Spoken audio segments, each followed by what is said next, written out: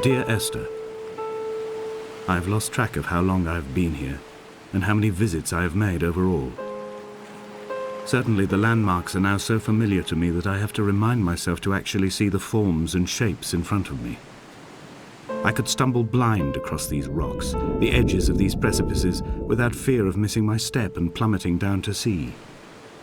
Besides, I have always considered that if one is to fall, it is critical to keep one's eyes firmly open.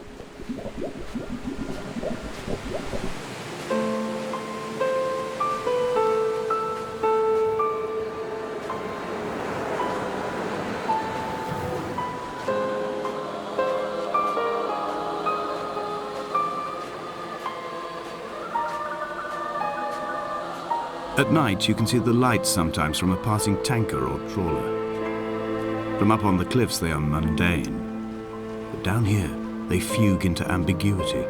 For instance, I cannot readily tell if they belong above or below the waves. The distinction now seems banal. Why not everything and all at once? There's nothing better to do here than indulge in contradictions whilst waiting for the fabric of life to unravel.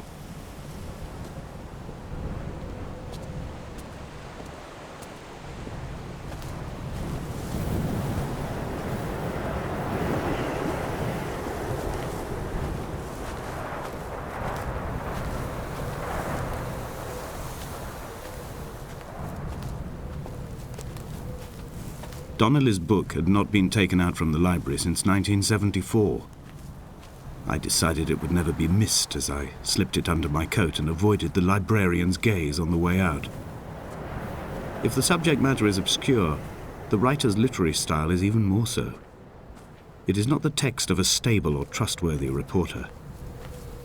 Perhaps it is fitting that my only companion in these last days should be a stolen book written by a dying man.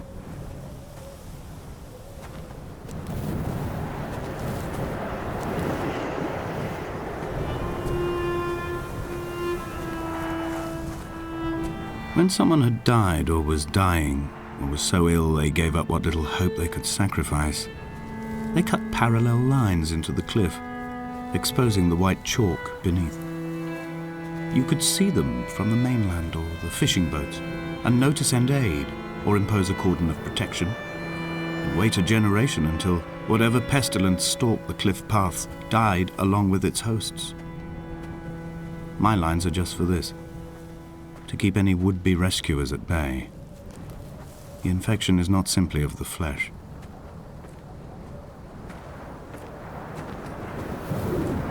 They were God-fearing people, those shepherds. There was no love in the relationship.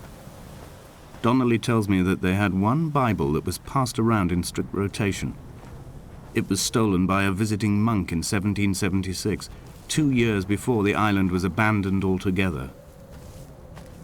In the interim, I wonder, did they assign chapter and verse to the stones and grasses, marking the geography with a superimposed significance that they could actually walk the Bible and inhabit its contradictions?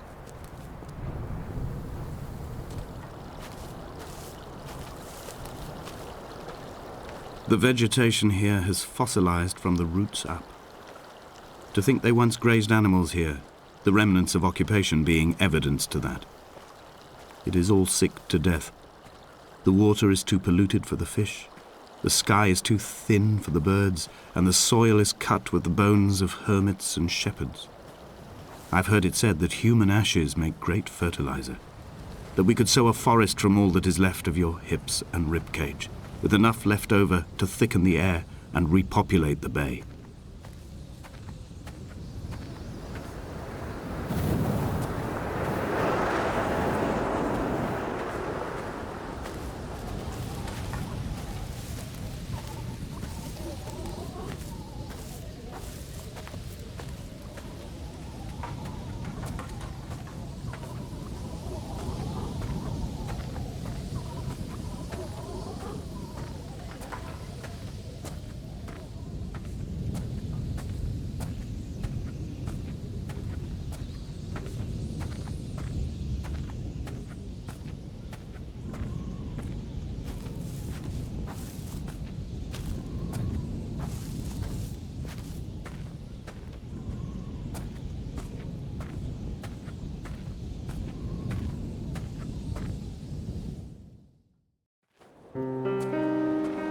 Dear Esther, I have now driven the stretch of the M5 between Exeter and Bristol over 21 times.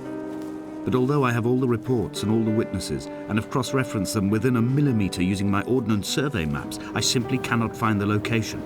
You'd think there would be marks to serve as some evidence.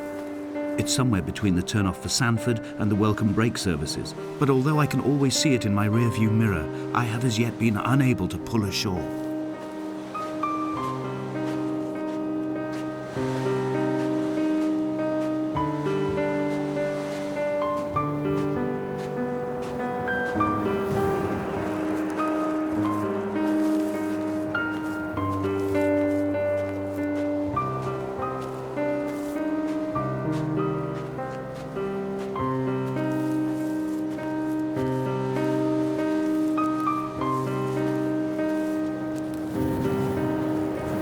I had kidney stones and you visited me in the hospital.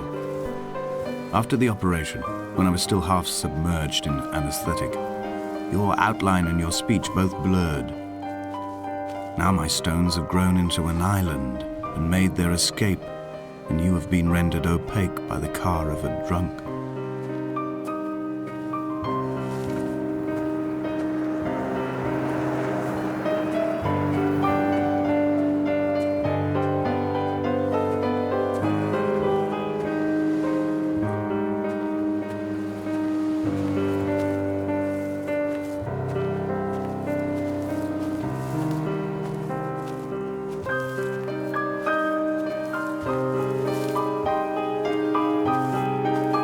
I've begun my ascent on the green slope of the western side.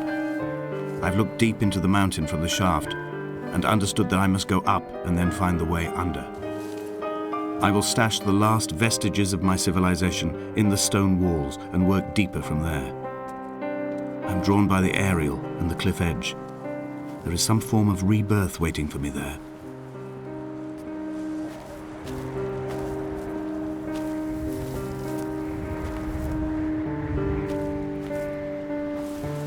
They found Jakobsen in early spring. The thaw had only just come. Even though he'd been dead nearly 7 months, his body had been frozen right down to the nerves and had not even begun to decompose. His fingernails were raw and bitten to the quick. They found the phosphorescent moss that grows in the caves deep under the nails. Whatever he'd been doing under the island when his strength began to fail is lost. He'd struggled halfway up the cliff again, perhaps in a delirium, perhaps trying to reach the Bothy's fire before curling into a stone and expiring.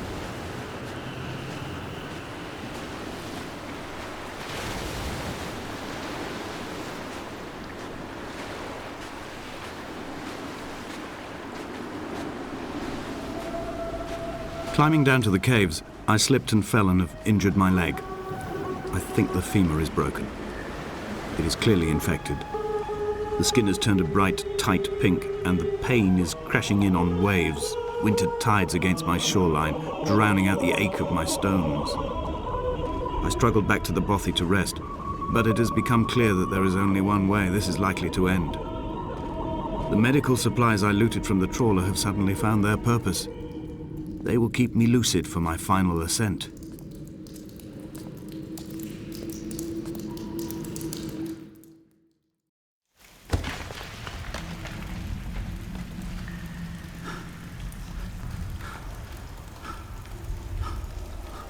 Did Jakobsen crawl this far? Can I identify the scratches his nails ruined into the rocks? Am I following him cell for cell, inch for inch? Why did he turn back on himself and not carry through to the ascent?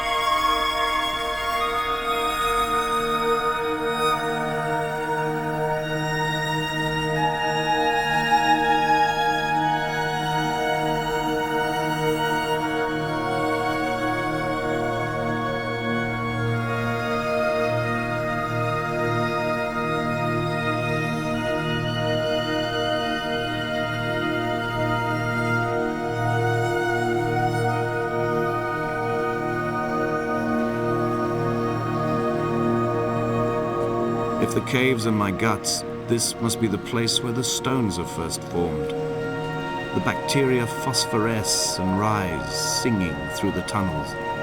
Everything here is bound by the rise and fall, like a tide.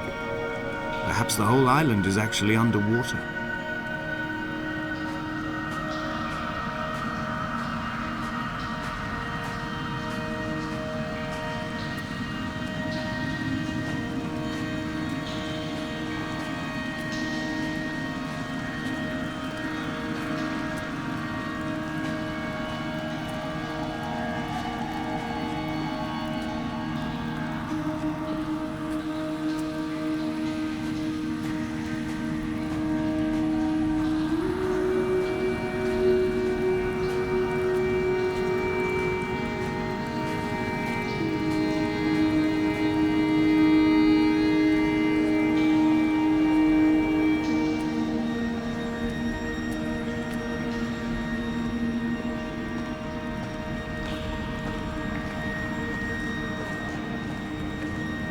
This is a drowned man's face, reflected in the moonlit waters.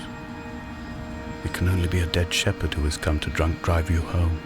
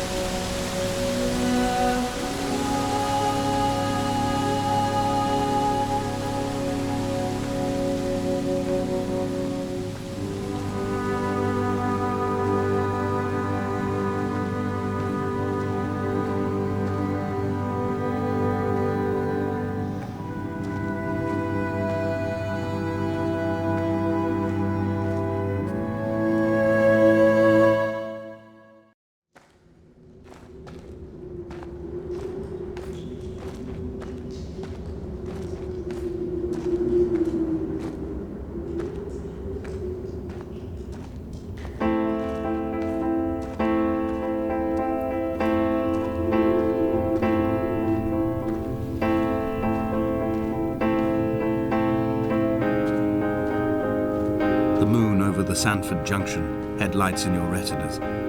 Donnelly drove a grey hatchback without a bottom. All the creatures of the tarmac rose to sing to him. All manner of symbols crudely scrawled across the cliff face of my unrest. My life reduced to an electrical diagram. All my gulls have taken flight. They will no longer roost on these outcrops. The lure of the moon over the Sanford Junction is too strong.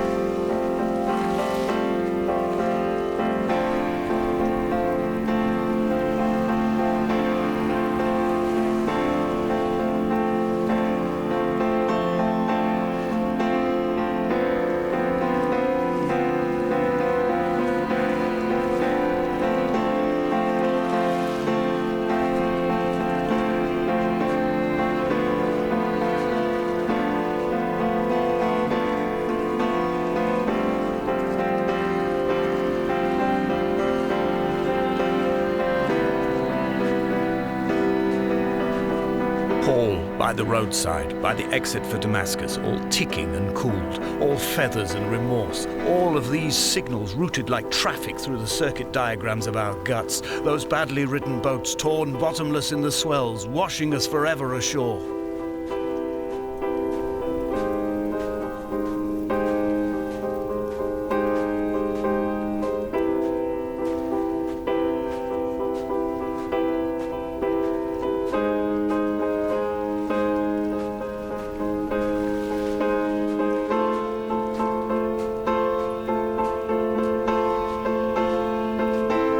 From here, I can see my armada. I collected all the letters I'd ever meant to send to you, if I'd have ever made it to the mainland, but had instead collected at the bottom of my rucksack, and I spread them out along the lost beach. Then I took each and every one, and I folded them into boats. I folded you into the creases, and then, as the sun was setting, I set the fleet to sail. Shattered into 21 pieces, I consigned you to the Atlantic, and I sat here until I'd watched all of you sink.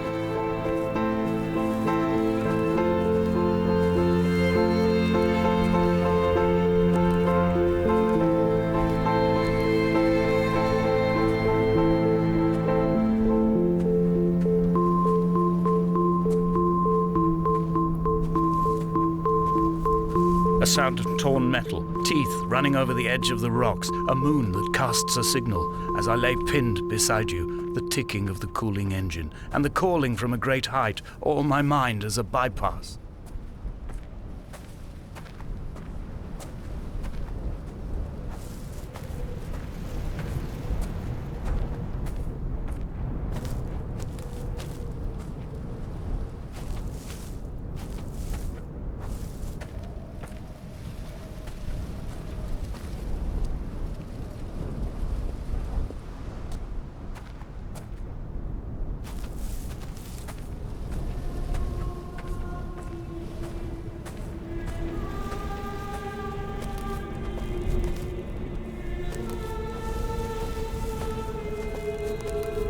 I've begun my voyage in a paper boat without a bottom.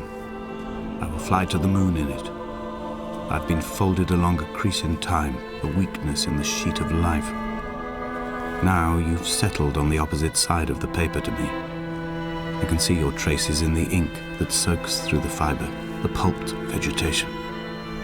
When we become waterlogged and the cage disintegrates, we will intermingle. When this paper aeroplane leaves the cliff edge and carves parallel vapor trails in the dark, we will come together.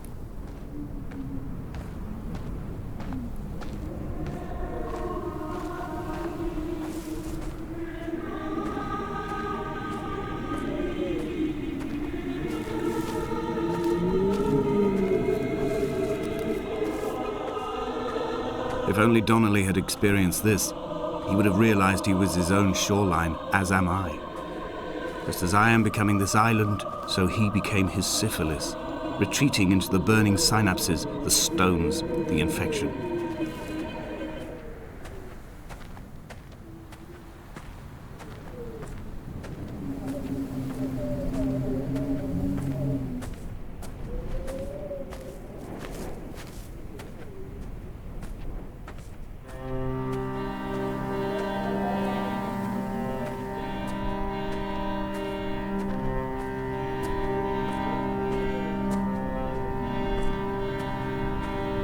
Bent back like a nail, like a hangnail, like a drowning man clung onto the wheel, drunk and spiraled, washed onto the lost shore under a moon as fractured as a shattered wing.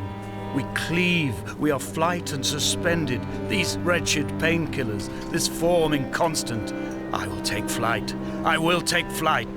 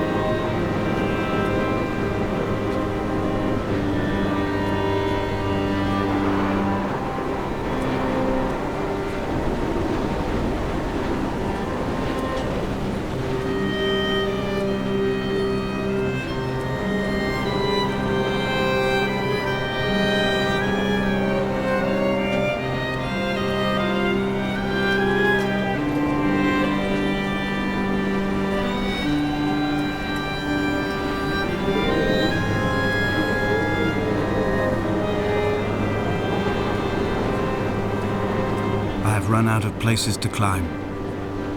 I will abandon this body and take to the air. Dear Esther, I have burned the cliffs of Damascus. I have drunk deep of it. My heart is my leg, and a black line etched on the paper all along this boat without a bottom. You are all the world like a nest to me. Eggs unbroken form like fossils, come together, send small black flowers to the air.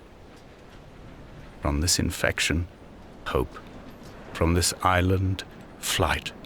From this grief, love.